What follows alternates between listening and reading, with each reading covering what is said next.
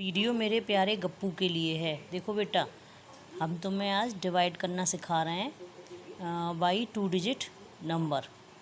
Suppose देखो कोई example है ऐसे कि डिवाइड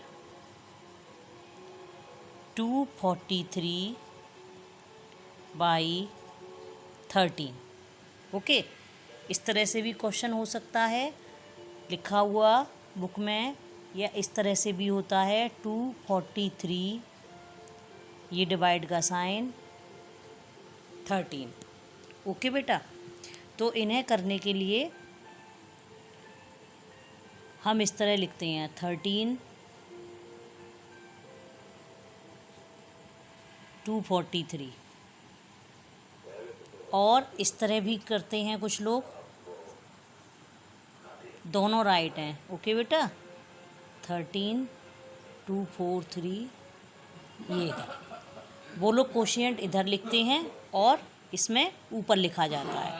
तो तुम कैसे भी कर सकते हो, जैसा तुम्हें ठीक लगता है तुम उस तरह कर सकते हो। कोशिएंट को तुम ऊपर भी लिख सकते हो और ये इधर साइड में भी लिख सकते हो। ठीक है बेटा, तो देखो हम तुम्हें एक बात बताते हैं इसमें कि ये जो 13 है ये डिवीज़र कहलाता है। 13 को डिवीज़र कहते हैं, और ये जिसको डिवाइड कर रहे हैं हम, वो ये 243, ये तुम्हारा डिविडेंड कहलाएगा।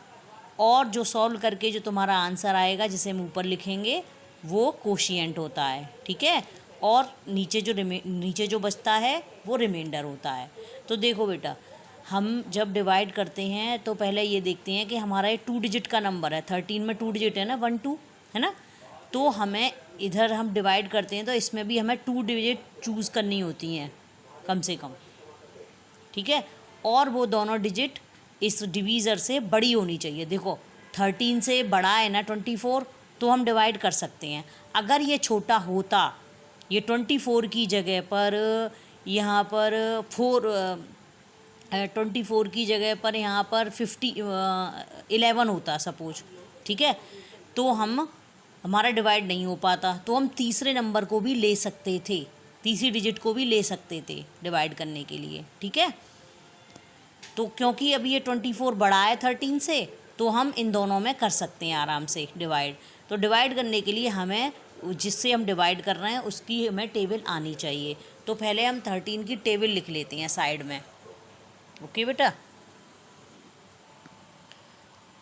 13 1 जा 13, 13 2 जा 26, 39 52 65 78 91 104 117 और 130, ये 13 की टेबल है।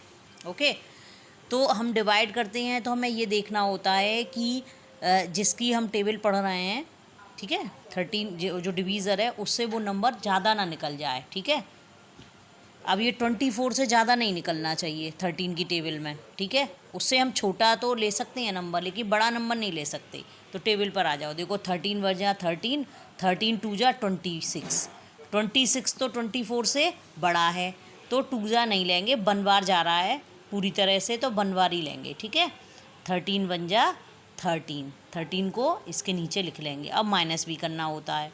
ठीक है, तो 4 में से 3 गया, 1 बचा, और 2 में से 1 गया, इधर भी 1 बचा। फिर नेक्स्ट नंबर को उतारेंगे।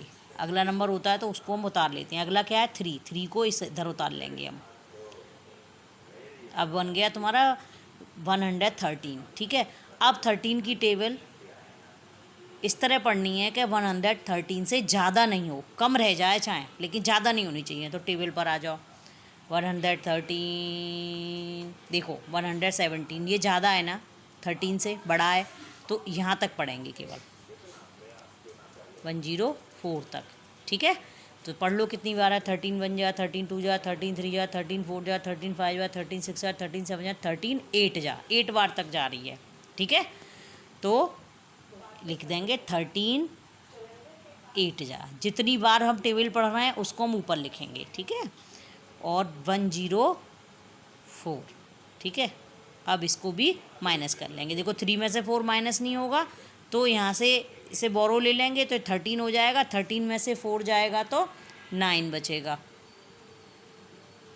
और क्योंकि इसने इसको बोरो दे दिया था तो ये 0 बन गया, तो 0 में से 0 गया 0। अगर तुम्हें ऐसे समझ में नहीं आता है माइनस करना तो तुम अलग से भी माइनस कर सकते हो।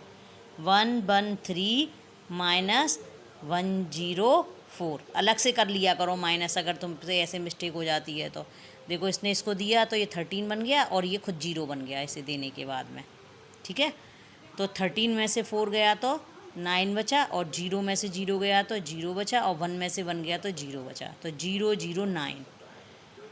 अब देखो आगे 0 की कोई वैल्यू नहीं होती, कितनी भी 0 लगी हो, इसकी वैल्यू सिर्फ 9 है, ठीक है। अगर ये 0 9 के पीछे होती तो ये 900 हो जाता, तो इसकी वैल्यू होती पीछे 0 की। नंबर के आगे कितनी भी 0 लगी हो तो उसकी कोई वैल्यू नहीं होती, ठीक है, केवल ये 9 है। तो ये 9 है ना, अब 9 तो 13 से छोटा है ना, और आगे कोई नंबर भी नहीं है उतारने के लिए, ठीक है। अगर आगे कोई और नंबर होता तो उस नंबर को हम इसके पास उतारते और आगे टेबल पढ़ते फिर हम 13 की। क्योंकि अब आगे कोई नंबर नहीं है तो इसे यहीं पे छोड़ देंगे, ठीक है। तो ये बन जाएगा रिमाइंडर, ये जो बचा हुआ होता है ये रिमाइंडर कहलाता है। और एक बात ध्यान रखना कि रिमाइंडर हमेशा जो डिवीज़र है उससे छोटा होता है, ठीक है। तो तुम इस तरह से याद कर लो कि इसमें एक होता है डिवीज़र, तो इस क्वेश्चन में डिवीज़र है तुम्हारा 13, और दूसरी चीज़ होती है डिविडेंड। डिविडेंड होता है वो बड़ा वाला नंबर जिसमें हम डिवाइड कर रहे होते हैं, ठीक है, जिसको हमें डिवाइड करना है, ठीक है। और जो सॉल्व करके आंसर आता है वो कहलाता है कोशिएंट।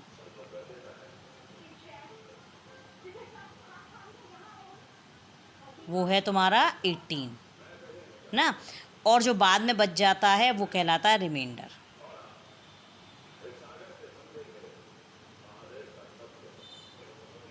ये है तुम्हारा 9, ठीक है।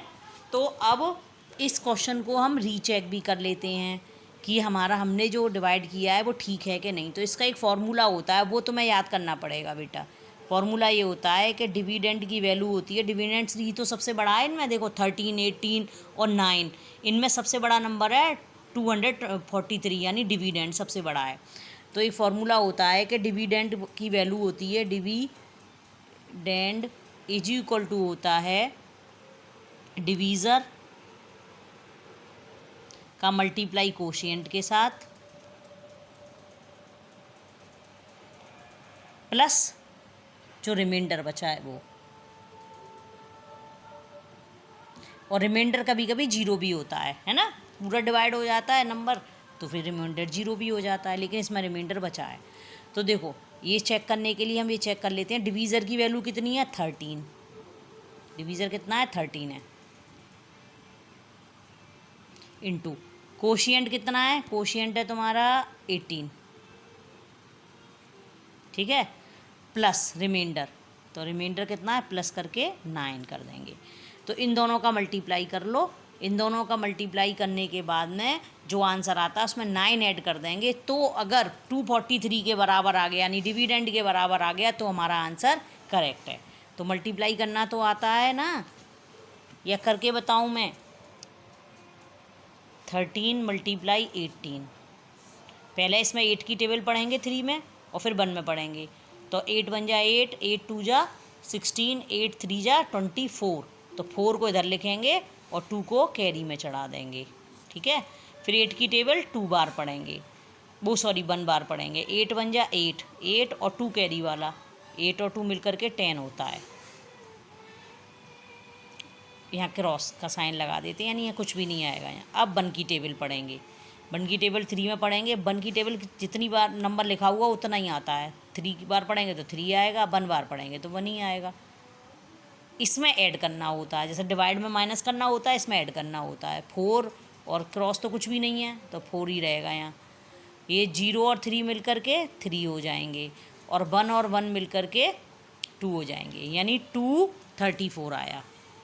तो ये हो गया, यहाँ पे आ गया तुम्हारा 234 में प्लस करना है तुम्हें 9, तो देखो यहीं ऐड करके देख लो 9, 234 में 9 ऐड कर लो